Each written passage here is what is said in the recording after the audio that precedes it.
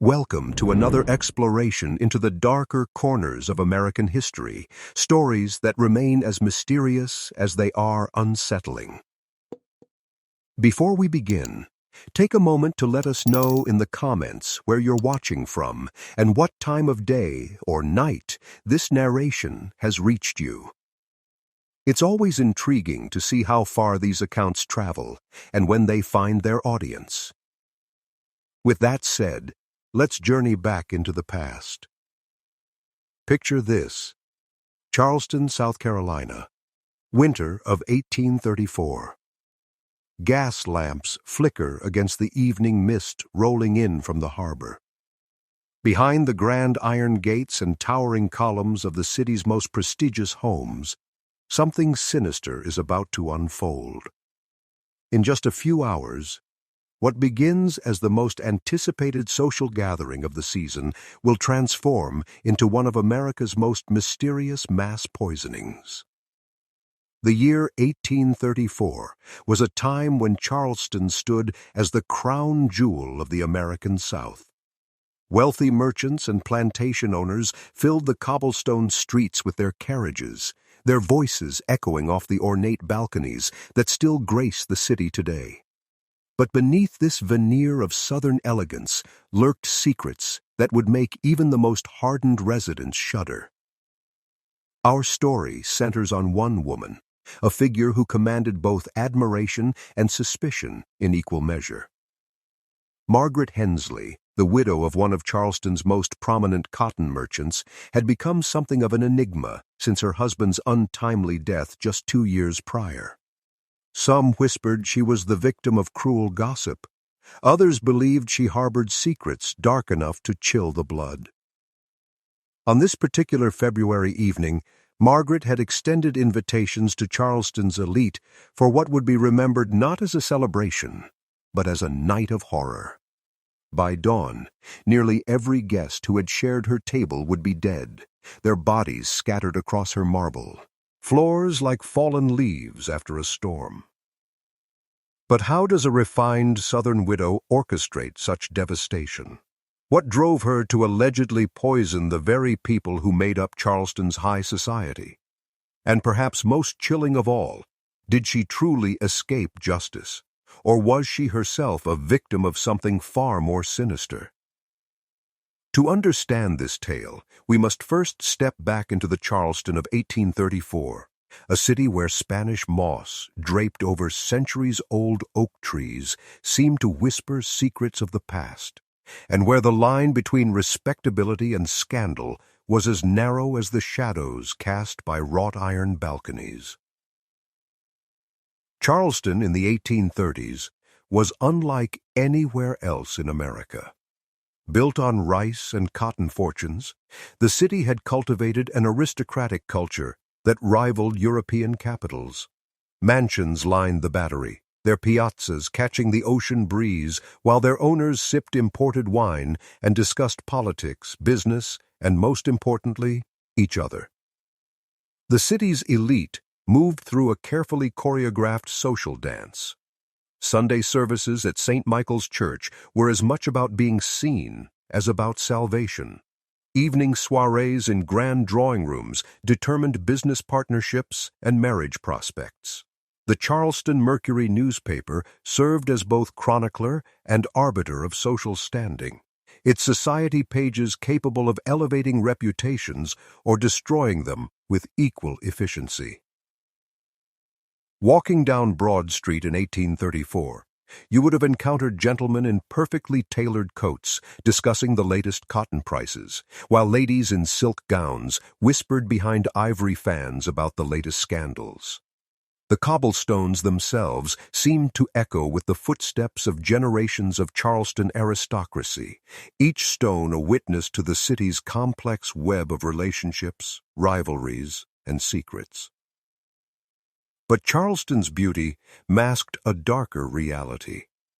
This was a society built on rigid hierarchies and unforgiving social rules. Reputation was everything, and those who fell from grace found themselves cast out with ruthless efficiency. Whispers could destroy decades of carefully cultivated respectability. Rumors had the power to turn friends into enemies overnight. The city's physical beauty only heightened this sense of underlying tension. Magnificent homes, with their distinctive single and double piazzas, created perfect stages for both hospitality and humiliation. Gardens bloomed with camellias and azaleas, their sweet fragrance sometimes masking the bitter taste of social warfare. Even the famous Charleston hospitality carried an edge, as every invitation extended or withheld sent a message about social standing. It was into this world of beauty and brutality that Margaret Hensley had married in 1829. Her union with Thomas Hensley, a successful cotton merchant, had elevated her from comfortable middle-class origins to the pinnacle of Charleston society. Thomas owned warehouses along the Cooper River and maintained business relationships that stretched from Savannah to New York. More importantly, he possessed the social connections that opened doors to the city's most exclusive circles. For 3 years, Margaret had played her role perfectly. She attended the proper churches, supported the appropriate charities, and hosted gatherings that were spoken of admiringly throughout the city. Her beauty was frequently remarked upon in society columns, her fashion sense copied by aspiring social climbers, and her grace as a hostess became legendary. But then, in the spring of 1832, Thomas Hensley fell ill. The sickness came suddenly, without warning. One evening, he complained of stomach pains during dinner. By midnight, he was doubled over with cramps that seemed to tear through his body like lightning. Dr. Thomas G. Priolo, one of Charleston's most respected physicians, was summoned to the Hensley, a mansion on Lagar Street. Dr. Priolo found Thomas in a state of extreme distress. His skin had taken on a grayish pallor, his breathing was labored, and he complained of a metallic taste in his mouth that would not dissipate. These symptoms puzzled the experienced physician, who had treated everything from yellow fever to consumption during his decades of practice. For 3 days, Thomas fought whatever was consuming him from within. Margaret rarely left his bedside, tending to him with what observers described as devoted attention. She prepared his meals personally, administered his medications, and read to him during his lucid moments. Neighbors who visited remarked on her dedication, noting how she seemed to age years in just those few days. On the 4th morning, Thomas Hensley was found dead in his bed. Dr. Priolo's examination revealed little. The symptoms could have indicated any number of ailments common to Charleston's humid climate and busy port. Stomach ailments were frequent among merchants who often ate rich foods and maintained stressful business schedules. The doctor signed a death certificate listing natural causes, and Thomas was laid to rest in St. Philip's churchyard with all the ceremony befitting a prominent citizen. But whispers began almost immediately. Servants in neighboring houses reported that they had heard strange sounds from the Hensley kitchen in the days before Thomas's illness. A metallic clanging late at night, the grinding of what might have been herbs or powders, hushed conversations between Margaret and visitors who came and went under cover of darkness. More disturbing were the observations of Dr. Priolo himself. Though he had officially attributed Thomas's death to natural causes, he confided to close friends that the symptoms had been unlike anything in his experience. The particular combination of gastrointestinal distress, metallic taste, and rapid physical deterioration suggested something more sinister than simple illness. Perhaps most damning were the financial revelations that emerged in the weeks following Thomas's funeral. Margaret inherited not only his substantial personal wealth, but also his business interests, making her one of Charleston's wealthiest widows virtually overnight. Some questioned whether the timing was merely coincidental. The rumors might have remained just whispers if not for Margaret's behavior in the months that followed. Rather than retreating into the expected period of mourning, she seemed to flourish. Her social calendar became more active than ever. She renovated the Legare Street mansion, adding expensive furnishings and expanding the gardens. Most shocking of all, she began hosting elaborate dinner parties that quickly became the most sought-after invitations in Charleston. These gatherings were unlike anything the city had seen before. Margaret spared no expense, importing delicacies from New York and New Orleans, hiring the finest musicians, and creating an atmosphere of almost decadent luxury. The guest lists read like a who's who of Charleston society: wealthy planters, prominent merchants, influential politicians, and respected professionals. But there was something unsettling about these parties that guests couldn't quite articulate. Margaret herself seemed transformed from the grieving widow into something more commanding, more dangerous. She watched her guests with an intensity that made some uncomfortable, as if she were studying them rather than entertaining them. Her smile, once described as warm and genuine, now carried an edge that left people wondering what she might be thinking. The transformation didn't go unnoticed by Charleston's social arbiters. Judge Elihu Bay, a frequent guest at Margaret's gatherings, once remarked to his wife that there was something almost predatory in the way their hostess observed her guests. Dr. Priolo, despite his professional discretion regarding Thomas's death, began declining Margaret's invitations, claiming pressing medical responsibilities. But the invitations kept coming, and Charleston society kept accepting them. The food was too exquisite, the entertainment too refined, the social connections too valuable to refuse.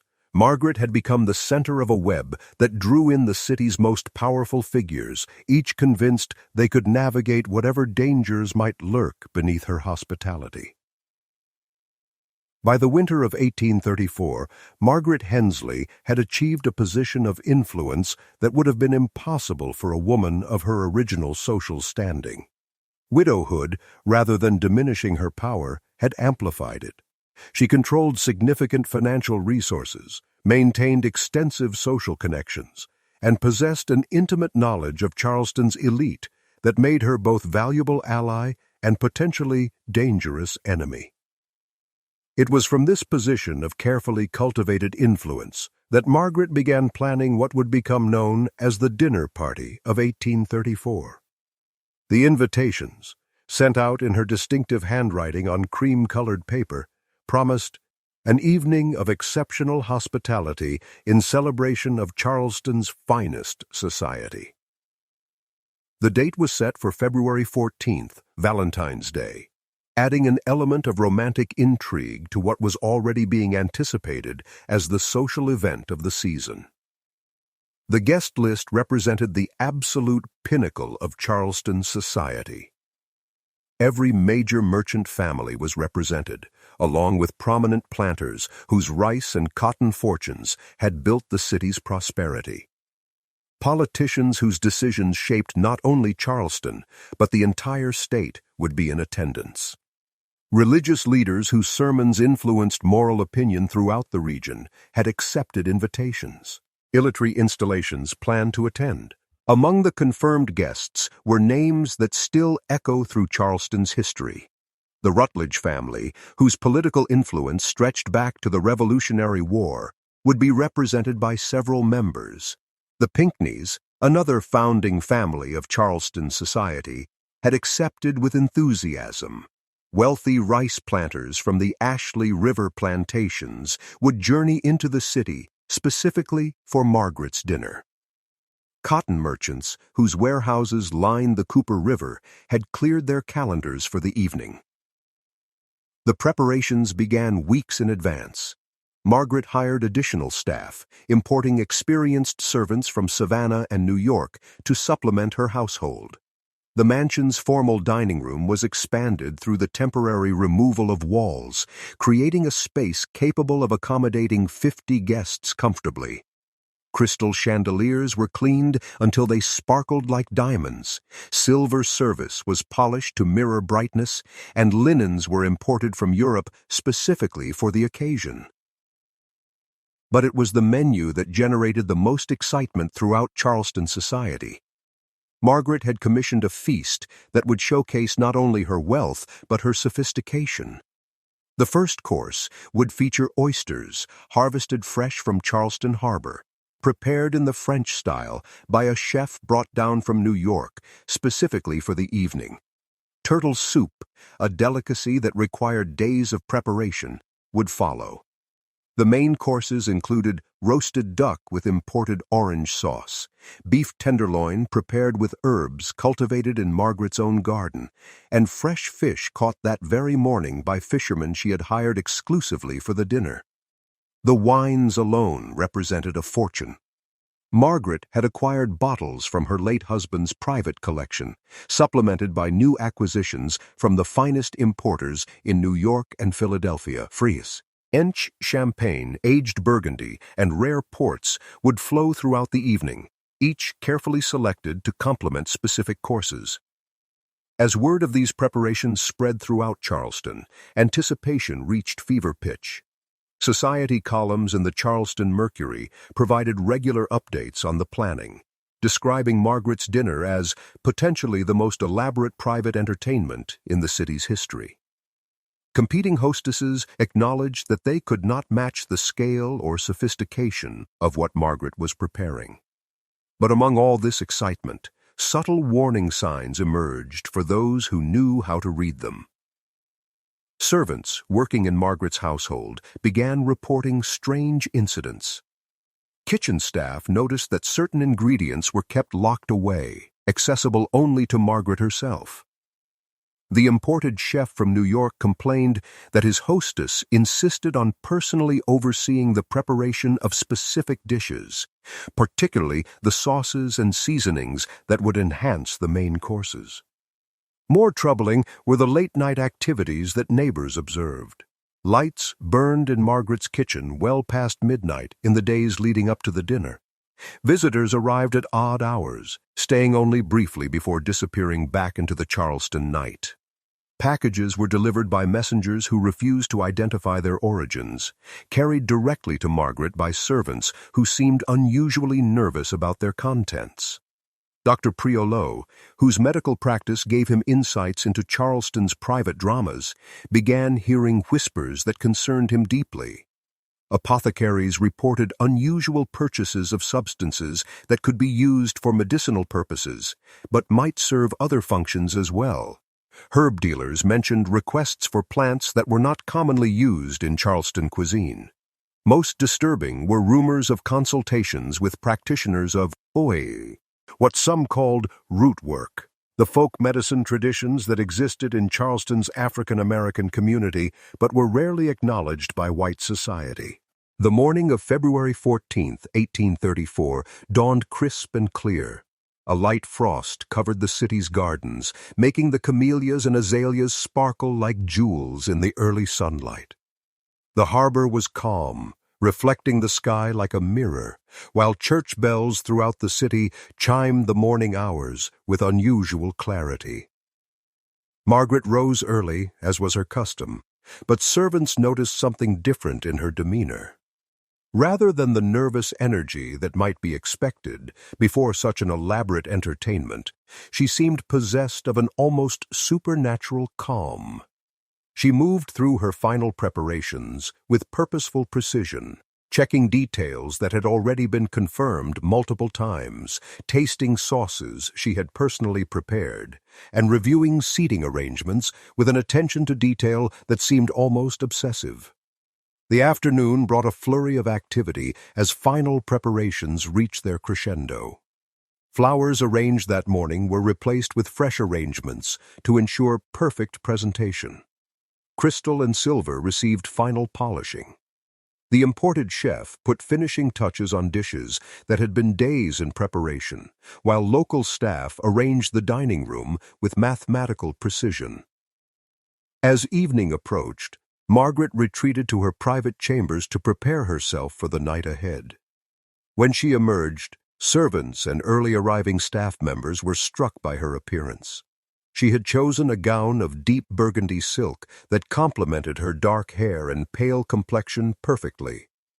Jewelry that had belonged to Charleston's founding families adorned her throat and wrists.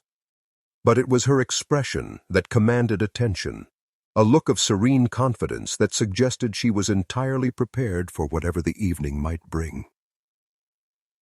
The first guests began arriving at 7 o'clock, as February darkness settled over Charleston. Carriages lined La Gare Street as the city's elite gathered for what they expected to be a memorable evening of fine dining and refined conversation. Men in evening dress and women in their finest gowns created a parade of Charleston society's power and wealth. Margaret greeted each guest personally, her hospitality warm and gracious, giving no hint of the darker currents that some whispered surrounded her. She seemed genuinely delighted to see old friends, graciously welcomed acquaintances, and charmed newcomers to her social circle with the skill that had made her legendary as a hostess. The mansion itself provided a stunning backdrop for the evening's entertainment. Gas lights, supplemented by hundreds of candles, created a warm, golden glow that made faces appear younger and more beautiful. Mirrors strategically placed throughout the rooms multiplied the light and created a sense of endless space. Fresh flowers perfumed the air, while a string quartet played classical selections that provided sophisticated background to the growing buzz of conversation. By 8 o'clock, all 50 invited guests had arrived, representing a cross-section of Charleston's most influential families.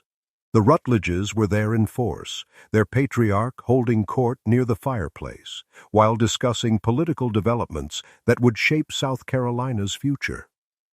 Wealthy planters from the surrounding low country had made the journey into the city, their presence adding the aroma of old money and older secrets to the evening's atmosphere.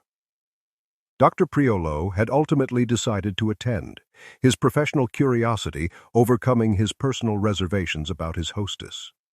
Judge Elihu Bey arrived with his wife and adult children, the family's political influence making their presence almost mandatory at any gathering of Charleston's elite. Merchants whose warehouses controlled the flow of cotton and rice through Charleston's port mingled with federal officials whose decisions could make or break fortunes overnight. Perhaps most significantly, several prominent ministers had accepted Margaret's invitations. The Reverend Dr. Christopher Gadsden from St. Philip's Church represented the Anglican establishment that provided Charleston society with its moral framework. Presbyterian and Methodist leaders, whose growing influence challenged traditional religious hierarchies, also attended, making the gathering as much about changing power dynamics as about social entertainment. As guests settled into the expanded dining room, the arrangement revealed Margaret's sophisticated understanding of Charleston's social complexities. Seating had been calculated to facilitate beneficial conversations while avoiding potential conflicts. Business rivals were placed where they could observe each other but not easily engage in confrontation. Romantic interests and political allies were positioned to their mutual advantage. Most importantly, Margaret had placed herself where she could observe every guest throughout the evening. The first course arrived with theatrical precision. Servants moved through the room in choreographed patterns, presenting each guest with oysters prepared in 3 different styles. The presentation was flawless, the taste exceptional, and the wine pairings demonstrated Margaret's sophisticated palate. Conversation flowed as smoothly as the carefully selected vintages, creating an atmosphere of refined pleasure that justified Charleston's reputation for gracious living. But even during these early moments of the evening, subtle signs of something amiss were present for those who knew how to recognize them. Margaret's attention to her guests bordered on the obsessive, her gaze lingering on faces as if memorizing expressions. Servants moved with unusual nervousness, their typical professional confidence replaced by an almost fearful efficiency. Most telling were the careful distinctions in how different courses were served, with certain guests receiving what appeared to be specially prepared versions of the same dishes. The turtle soup course elevated the evening to new heights of culinary sophistication.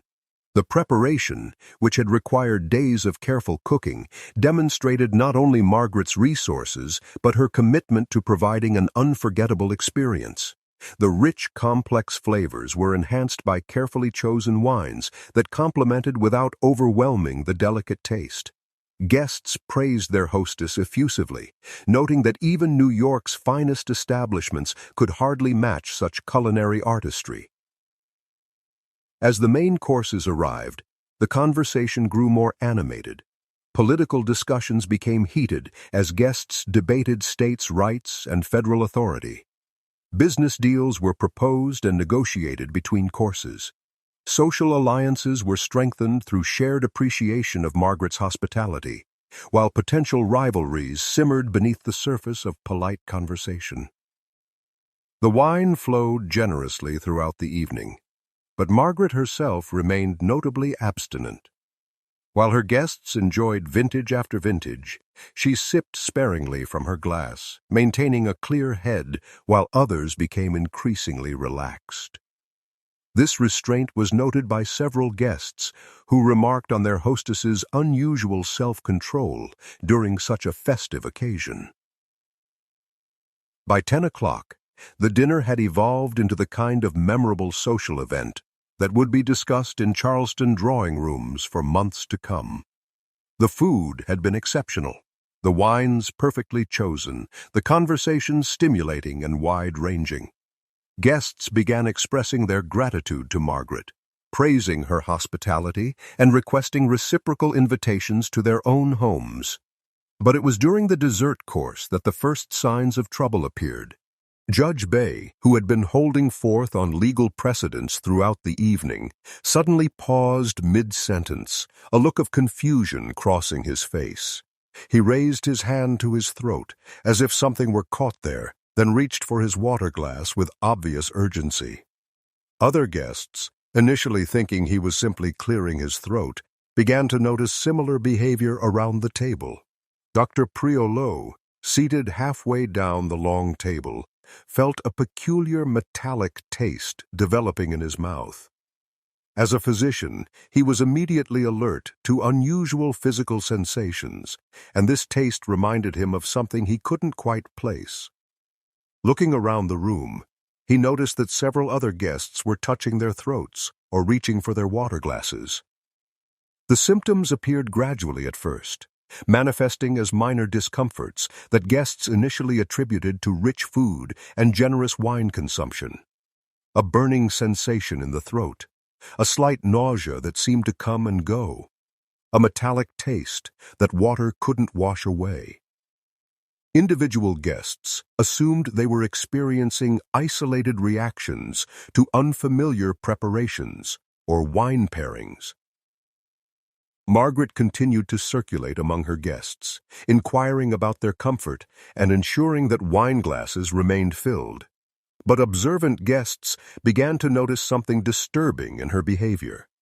Rather than showing concern as people exhibited signs of discomfort, she seemed to be watching their reactions with clinical interest, as if studying the effects of some experiment. The string quartet continued playing, their music providing an increasingly surreal soundtrack to the developing crisis. The golden light from hundreds of candles still cast a warm glow over the room, but shadows seemed to be lengthening, creating an atmosphere that was beginning to feel more ominous than elegant. By 11 o'clock, the situation had deteriorated beyond individual discomfort to obvious widespread illness. Nearly half the guests were experiencing some combination of nausea, throat burning, and the persistent metallic taste that Dr. Priolo had first noticed. Conversations became fragmented as people struggled with increasing physical distress. Mrs. Rutledge, the matriarch of one of Charleston's most prominent families, suddenly stood from her chair, one hand pressed to her throat, the other grasping the table for support. Her face had taken on a grayish pallor that was visible even in the candlelight, and she appeared to be struggling to breathe normally. "Margaret," she managed to say, her voice hoarse and strained. "I believe something is terribly wrong." These words seemed to break the spell that had held the gathering together. Other guests began acknowledging their symptoms aloud, and the room erupted in confused conversations as people compared their experiences. The metallic taste was universal. The throat burning affected nearly everyone. Most disturbing of all, several guests reported that their vision was beginning to blur. Dr. Priolo rose from his seat, his medical training overriding social protocol. Moving quickly around the table, he began examining guests who were showing the most severe symptoms. What he found confirmed his worst fears: rapid pulse, difficulty breathing, dilated pupils, and the characteristic grayish skin tone that he remembered all too well from another case just 2 years earlier. The realization hit him like a physical blow. These were the same symptoms that Thomas Hensley had exhibited during his final illness. The same metallic taste, the same respiratory distress, the same progression from mild discomfort to serious illness. But now, instead of one victim, he was looking at nearly 50 people showing identical symptoms. "Margaret," Dr. Priolo called across to the room, his voice carrying the authority of his medical position. "We need to summon additional physicians immediately. Your guests are experiencing what appears to be mass poisoning." The words hung in the air like an accusation. All conversation stopped, and every eye in the room turned toward their hostess. Margaret stood frozen for a moment, as if the reality of the situation was just becoming clear to her. Then, with what seemed like superhuman composure, she began moving toward the servants' quarters to arrange for medical assistance. But even as she issued instructions for messengers to be sent throughout Charleston to summon every available physician, guests noticed something chilling about her demeanor. She showed no signs of the illness that was affecting everyone else. Her color remained normal, her breathing unlabored, her speech clear and strong. Most damning of all, she seemed more concerned with managing the crisis than with the suffering of her guests. The next hour descended into chaos that would be seared into Charleston's collective memory forever. Guests who had arrived in elegant evening wear were now doubled over with pain, their faces contorted by symptoms that seemed to intensify with each passing minute. The beautiful dining room, so carefully prepared for an evening of refined entertainment, became a scene of medical emergency as people collapsed where they sat. Servants ran through Charleston streets, pounding on doors to summon physicians from their beds. The city's limited medical community was mobilized as never before, with doctors arriving at the Hensley mansion to find a scene that challenged everything they understood about their profession. Never before had they encountered so many people exhibiting identical symptoms of poisoning simultaneously. Dr. Priolo took charge of the medical response, directing his colleagues to begin immediate treatment. But the remedies available in 1834 were limited and often ineffective against serious poisoning. Induced vomiting, activated charcoal, and supportive care were the primary interventions. But these seemed pathetically inadequate against whatever was attacking the guests' systems. As midnight approached, the situation became desperate. Several guests had lost consciousness entirely, their breathing becoming shallow and irregular. Others remained conscious, but were experiencing convulsions that required multiple people to restrain them safely. The metallic taste had been replaced by more serious symptoms, including internal bleeding that stained their clothing and testified to the severity of their condition. Margaret continued to move through the chaos, ostensibly helping to coordinate care for her guests. But her behavior was becoming increasingly disturbing to those who remained conscious enough to observe her. She seemed to be taking notes, as if documenting the progression of symptoms rather than simply trying to help. When physicians asked her about the food and drink that had been served, her answers were evasive and sometimes contradictory. Most chilling of all was a conversation that Judge Bay, despite his deteriorating condition, managed to overhear between Margaret and one of the servants. Asked about specific ingredients that had been used in the evening's preparation, Margaret replied in a voice barely above a whisper, "Everything went exactly as planned." By 1 o'clock in the morning, the first death occurred. Mrs. Elizabeth Pinckney, a beloved figure in Charleston society whose family had helped establish the city's cultural foundations, succumbed to whatever poison was coursing through her system. Her passing was followed within minutes by the death of Thomas Rutledge, whose political influence had shaped South Carolina's development for decades.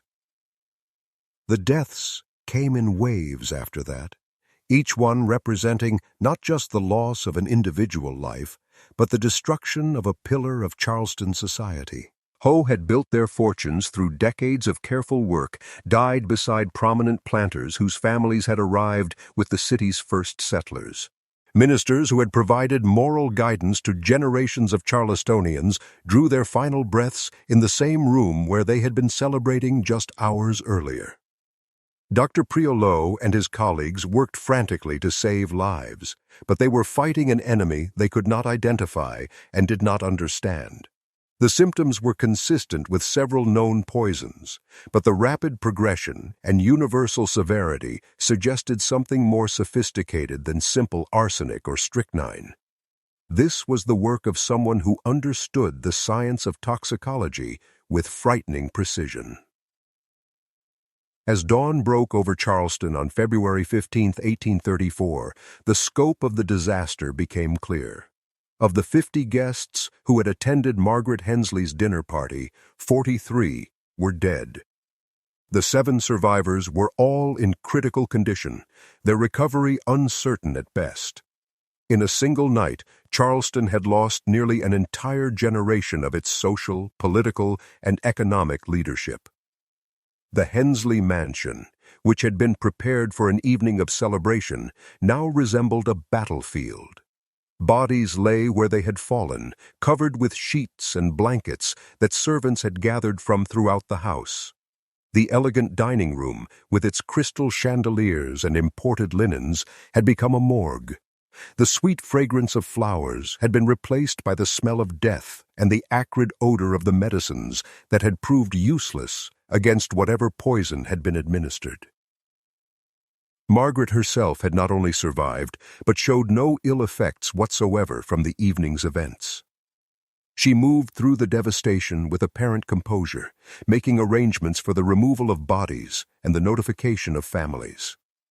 But her behavior was noted by the surviving physicians and servants, who would later testify to authorities about her strange calm in the face of such unprecedented tragedy. Word of the mass poisoning spread through Charleston with the speed of wildfire. By mid-morning, crowds had gathered outside the Hensley mansion, drawn by rumors that ranged from accurate accounts of mass death to fantastic theories about supernatural causes. The Charleston Mercury prepared special editions announcing the disaster, while messengers rode throughout the Low Country to inform families of the deaths of their loved ones.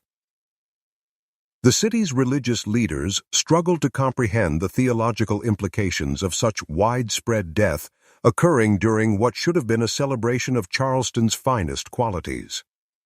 The Reverend Dr. Gadsden, who had survived the dinner but remained critically ill, managed to whisper to his assistant that he had witnessed something that challenged his understanding of both human nature and divine providence. Sheriff James Ross, Charleston's chief law enforcement officer, arrived at the mansion as soon as news of the deaths reached his office. What he found there launched what would become one of the most complex and controversial investigations in American criminal history. The scope of the crime was unprecedented. The evidence was complex and contradictory, and the prime suspect was a woman whose social position and apparent wealth provided her with resources that most criminals could never access. Sheriff Ross was a practical man who had dealt with Charleston's criminal element for over a decade, But nothing in his experience had prepared him for this case. Mass murder was virtually unknown in American society, particularly when it involved the deliberate poisoning of prominent citizens during a social gathering. The legal precedents were unclear. The investigative techniques were primitive by modern standards, and the political pressure was enormous. The initial examination of the crime scene revealed both obvious evidence and puzzling anomalies. The dishes and glasses used during the dinner were collected for analysis, but the chemical testing available in 1834 was rudimentary at best. More promising were the observations of survivors and servants, who could describe the progression of symptoms and identify specific foods that had been consumed by all victims. Dr. Priolo, despite his own illness from the dinner, provided crucial medical testimony about the nature of the poisoning. The rapid onset, universal symptoms, and particular progression of the illness suggested a sophisticated understanding of toxicology that was rare even among medical professionals. Whoever had planned this mass murder possessed knowledge that went far beyond common criminal methods. The investigation quickly focused on Margaret Hensley, not only because she was the hostess who had survived unharmed, but because of the disturbing parallels to her husband's death 2 years earlier. Sheriff Ross ordered a thorough search of the mansion, paying particular attention to the kitchen areas where food had been prepared, and the private chambers where Margaret might have stored poisonous substances. What the searchers found was both incriminating and puzzling. Hidden in Margaret's private study were books on chemistry and toxicology that seemed far beyond the normal interests of a Charleston society lady. Correspondence with apothecaries in other cities revealed purchases of substances that could be used to create deadly poisons. Most damning was a detailed guest list for the dinner party, annotated with notes about each person's health, habits, and potential reactions to various substances. But the most chilling discovery was Margaret's personal diary, which contained entries that seemed to document her planning for the dinner party with clinical precision. References to the final solution to Charleston's corruption and cleansing the city of its moral decay suggested a woman who had convinced herself that mass murder was somehow justified by her victims' perceived failings. The entries revealed a mind that had been consumed by hatred for Charleston's elite, stemming apparently from slights and rejections that had occurred during her climb through society. Margaret had maintained detailed records of every insult, every snub, every instance where she felt her social inferiors had been preferred over her. The dinner party, according to her own words, was to be her revenge against a society that had never fully accepted her, despite her wealth and beauty. As news of these discoveries spread through Charleston, public opinion shifted dramatically. The woman who had been seen as a grieving widow, potentially victimized by cruel gossip, was now revealed as a calculating murderer who had used her position in society to orchestrate the most devastating crime in the city's history. The mourning for the victims was now accompanied by rage against the perpetrator, who had betrayed the very foundations of Charleston hospitality. But Margaret Hensley was nowhere to be found. Sometime during the early morning hours, while physicians were still treating survivors and authorities were beginning their investigation, Margaret had simply vanished. Her personal effects remained in the mansion, her financial accounts were untouched, and her carriage remained in the stable. She had disappeared as completely as if the earth had swallowed her, leaving behind only the evidence of her crimes and the devastation she had wrought. Sheriff Ross organized the most extensive manhunt in Charleston's history. Roads leading out of the city were watched, ships in the harbor were searched, and every building in Charleston was systematically examined. Rewards were posted throughout South Carolina and neighboring states, offering substantial sums for information leading to Margaret's capture. But weeks passed without any trace of the fugitive murderess. The investigation expanded to include Margaret's background and associations, revealing a network of connections that had not been apparent during her years as a Charleston socialite. Correspondence found in her private papers showed communications with individuals in other cities who shared her interest in toxicology and chemistry. Some of these letters hinted at a larger conspiracy, suggesting that Margaret might have been part of a group dedicated to what they called social purification, through the elimination of corrupt elements in American society. More disturbing were discoveries about Margaret's activities during the 2 years between her husband's death and the dinner party. Investigators found evidence that she had traveled extensively, visiting cities throughout the South and Northeast where similar suspicious deaths had occurred. In each case, prominent citizens had died under mysterious circumstances that local authorities had attributed to natural causes or accidents. The pattern suggested that the Charleston dinner party might have been the culmination of a much larger campaign of murder. As the investigation continued, pressure mounted on Charleston authorities to resolve the case.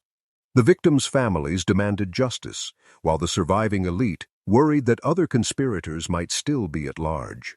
Governor Robert Hayne of South Carolina offered state resources to support the manhunt, while federal authorities expressed concern that the crimes might have interstate implications requiring national intervention.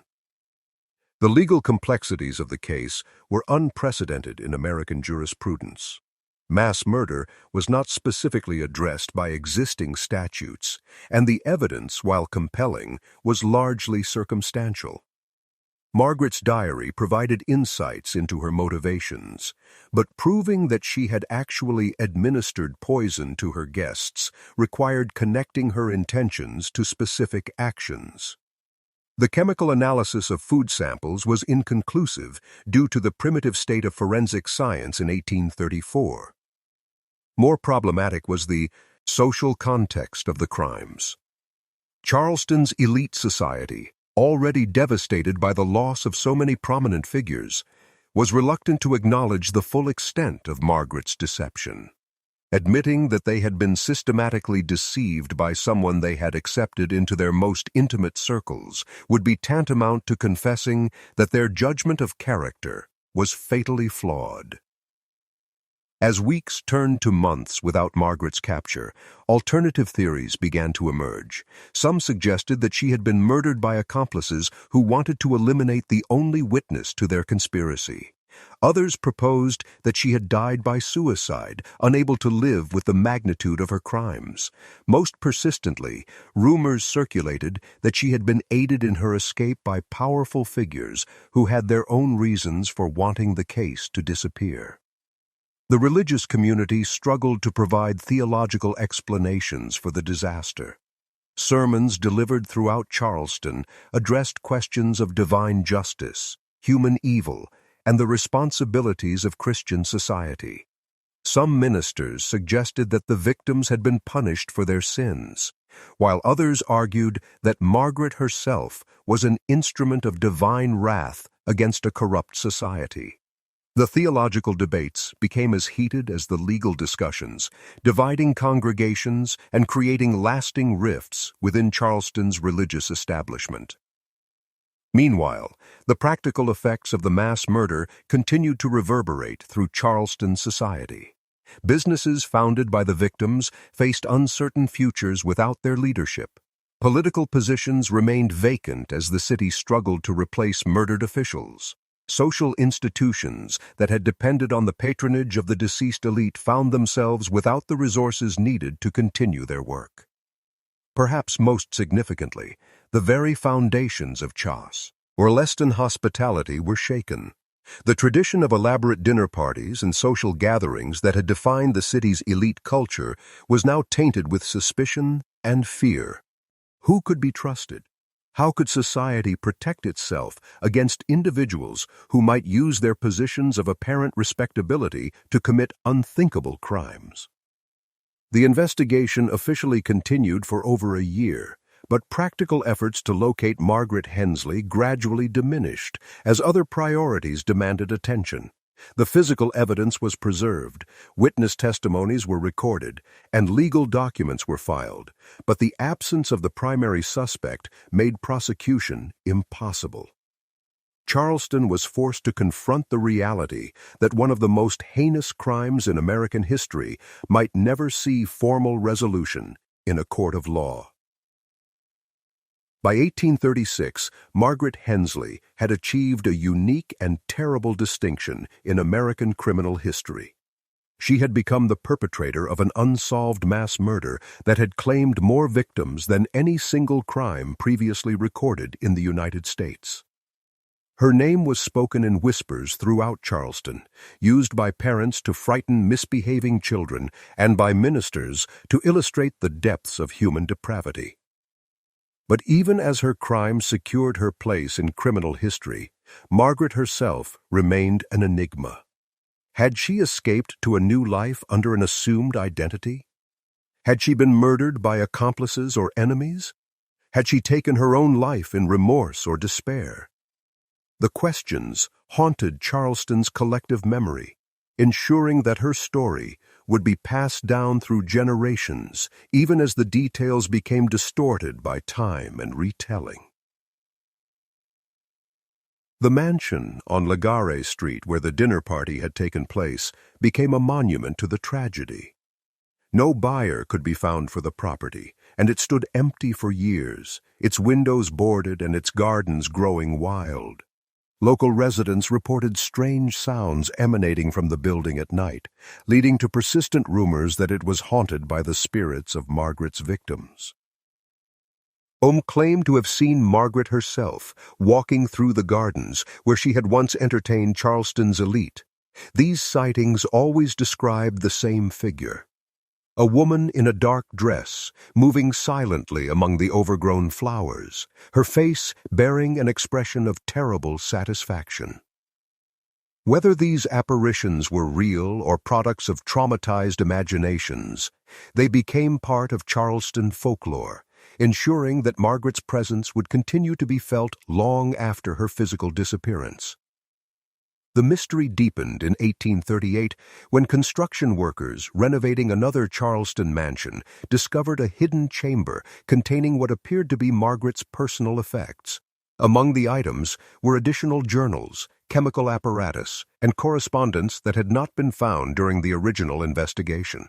The new evidence confirmed that Margaret had indeed been part of a larger conspiracy dedicated to eliminating what the conspirators saw as corrupt elements in American society. The journals revealed that the Charleston dinner party had been intended as a demonstration of the group's capabilities, designed to inspire similar actions in other cities throughout the country. References to the cleansing of America and the purification of society suggested an ideology that combined social criticism with deadly methodology. Most disturbing were lists of potential targets in cities from Boston to New Orleans, indicating that Margaret's crimes might have been only the beginning of a much larger campaign of terror. But even these discoveries failed to resolve the central mystery of Margaret's fate. The evidence suggested that she had prepared for her disappearance months in advance, establishing safe houses and alternative identities that would allow her to vanish completely when her crimes were discovered. The sophistication of her planning indicated a level of criminal organization that was far beyond what most law enforcement agencies were equipped to handle. As the 1840s progressed, reported sightings of Margaret became less frequent, but they never ceased entirely. Travelers throughout the South occasionally reported encounters with a woman who matched her description, always in circumstances that suggested she was living under an assumed identity. These reports were investigated when possible, but none led to concrete evidence of Margaret's continued existence. The case gradually transitioned from active investigation to historical curiosity, but its impact on Charleston society remained profound. The traditions of elaborate social entertaining that had defined the city's elite culture were permanently altered by the memory of Margaret's dinner party. Hosts became more careful about their guest lists, more suspicious of newcomers to their social circles, and more attentive to the subtle signs that might indicate dangerous intentions. The legal profession was also permanently changed by the case. The challenges of investigating and prosecuting mass murder led to innovations in forensic techniques and criminal law that would benefit future investigations. The precedents established during the Margaret Hensley case became foundational elements of American criminal jurisprudence, influencing how similar crimes would be handled for generations to come. Perhaps most importantly, the case forced American society to confront uncomfortable truths about the nature of evil and the vulnerability of civilized institutions. Margaret had used the very foundations of polite society, hospitality, and social trust as weapons in her campaign of murder. Her success in deceiving Charleston's elite for years demonstrated that traditional methods of social control and character assessment were inadequate protection against sophisticated criminals. By 1850, Margaret Hensley had become more legend than person in Charleston's collective memory. Her story was told and retold, each telling adding new details while obscuring others. Children grew up hearing whispered accounts of the widow who had poisoned an entire dinner party, their imaginations filling in gaps that historical evidence could not address. The mansion on Legare Street remained empty and abandoned, a physical reminder of the tragedy that had occurred within its walls. Occasionally, curiosity seekers would break into the building, searching for artifacts or evidence that might shed new light on the mystery. What they found were empty rooms where echoes seemed to carry the sounds of that terrible night, and shadows that might have been tricks of light or memories of the dead.